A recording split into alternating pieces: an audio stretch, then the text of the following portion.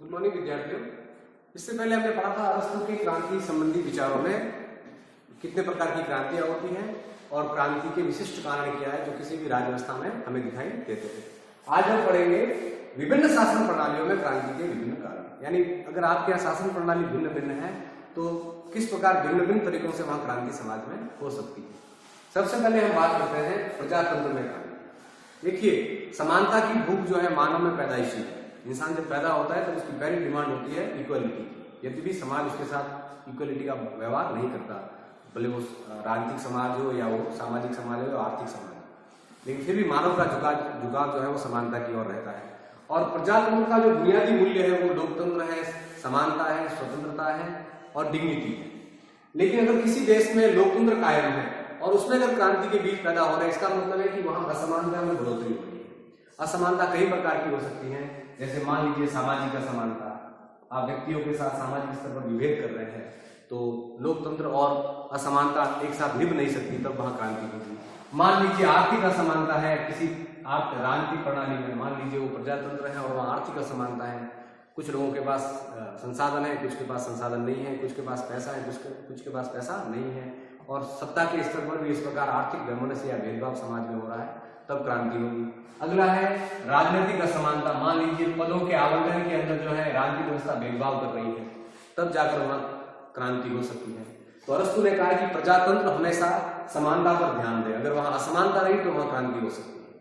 तो कैसे भी करके प्रजातंत्र का जो बुनियादी मूल्य है समानता, उसको वो कायम रखे, तब वहां क्रांति को रोका जा सकता है। लेकिन अगर प्रजातंत्र में क्रांति हो रही है तो उसका बड़ा कारण है असमानता। दूसरा वो कारण बताते हैं धनिक तंत्र में क्रांति क्या हो, किस कारण से होगी। धनिक तंत्र को हम ऑलिगेसी कह सकते हैं, पैसे वालों का शासन कह सकते हैं। अगर मान लीजिए धनिक तंत्र सत्ता में जाने के बाद फिजूल खर्ची करते हैं, उटपटांग पैसा खर्च करते हैं, तब लोगों में एक भाव पैदा होता है कि सत्ता जो है वो जिम्मेदार नहीं है, गैर जिम्मेदार है, धन के प्रवाह को बढ़ावा दे रही है, तब जाकर वहां लोग विद्रोही होंगे और समाज में क्रांति होगी।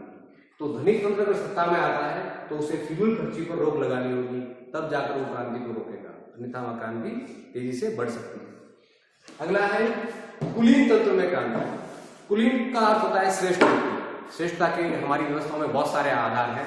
श्रेष्ठता का आधार जो है आपका ज्ञान भी हो सकता है, श्रेष्ठता का आधार जो है आपकी सामाजिक सेवा भी हो सकती है। मान लीजिए आप समाज सेवा में बहुत निपुण है तो आप श्रेष्ठ हैं। श्रेष्ठता का आधार जो है समाज में धन भी हो सकता है, पैसा, अगर आपके पास बहुत बड़ा पैसा है तो आप श्रेष्ठ हैं। हो सकता है श्रेष्ठता का आधार जो है आपका धार्मिक ज्ञान भी है, धर्माधिकारी है आप, तब भी आप समाज में श्रेष्ठ हो सकते हैं। और ऐसे व्यक्ति जब सत्ता में आते हैं तो उसको हम कहते हैं कुलीन तंत्र, जिसको हम कह सकते हैं एरिस्टोक्रेसी या कुलीन तंत्र, या इसको हम कह सकते हैं विजात तंत्र। अब मान लीजिए जनता में यह भाव पैदा हो जाए कि जैसा दावा ये कुलीन कर रहे हैं वैसे तो हम भी बुद्धिमान हैं, हमारे अंदर भी वही चीजें हैं जो इन बुद्धिमान लोगों के पास है, तब जनता में जब ये भाव पैदा होगा तब वहां ये क्रांति और कुलीन तंत्र को सत्ता से हटाया जाएगा। तो हमेशा कुलीनों को यह ध्यान रखना है कि जनता में बराबरी का भाव पैदा नहीं है। जिस दिन उनमें बराबरी का भाव पैदा हो गया वो क्रांति करेंगे। यद्यपि कुलीन पूरा प्रयास करते हैं कि वो हर किसी को सत्ता में भागीदारी नहीं देते और आम जन को मैसेज देते हैं कि तुम शासन की योग्य नहीं हो क्योंकि तुम्हारे पास ज्ञान नहीं है, पैसा नहीं है, समाज सेवा का भाव नहीं है, इसलिए तुम हमारे बराबर नहीं हो। लेकिन अगर समाज में मैसेज चला जाएगा कि नहीं हम भी उनके बराबर हैं, तब कहते हैं कि ऐसे समानता के दावे करने वाले लोग कुलीनों को सत्ता से हटा देंगे। तो कुलीन तंत्र को हमेशा जनता को छलावे में रखना है ताकि वो क्रांति को बढ़ावा न दे। अगला है राजतंत्र में क्रांति। राजतंत्र में क्रांति कभी भी बाहर से नहीं आती। राजतंत्र में क्रांति का शुरुआत होगी उनके आंतरिक कलह से, पारिवारिक झगड़ों से। हम प्राचीन भारतीय राजवंशों को पढ़ते हैं कि भारत की राज सत्ताएं कमजोर रही, विदेशी यहाँ आते रहे, इसका बड़ा कारण था उनमें आपसी फूट, उनके पारिवारिक कलह।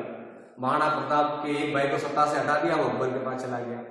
दूसरे भाई जो उसका कजन तो नहीं कह सकते, एक पिता की संतानें थी, उससे भी प्रताप की नहीं बनी तो वो भी जो है अकबर से जाके मिल गया।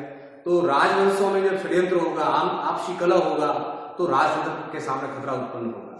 तो हमेशा पारिवारिक झगड़ों पर वो ध्यान रखें कि पारिवारिक झगड़े अगर हो भी जाए तो वो पब्लिकली नहीं हो, जनता के सामने नहीं आए। और हम 1000 सालों के भारत की प्रणाली का अगर अध्ययन करें तो वहां सत्ताओं के कमजोर होने का, राजाओं की हत्या का, उन्हें सत्ता से बेदखल करने का बड़ा कारण था उनके आंतरिक झगड़े। तो अरस्तु भी यही कहते हैं कि राजतंत्र में क्रांति जो है बाहरी कारणों से नहीं आती, उनके आंतरिक कारणों से आती है, उनके पारिवारिक झगड़ों से आती है। तो शासक इसका हमेशा ध्यान रखें कि पारिवारिक झगड़े जो है वो नहीं बढ़े, आंतरिक कलह नहीं बढ़े, ताकि क्रांति रोकी जा सकती है। और निरंकुश तंत्र में क्रांति होने का बड़ा कारण है शासकों की उद्दंडता। अगर शासक उद्दंड होगा, जनता पर अत्याचार करेगा, वो आतताई होगा, तो निरंकुश तंत्र के विरुद्ध बागवीर हमेशा क्रांति करेंगे। बुद्धिमान व्यक्ति समाज का नेतृत्व करेंगे और ऐसे निरंकुश को सत्ता से हटाने का पूरा प्रयास करेंगे।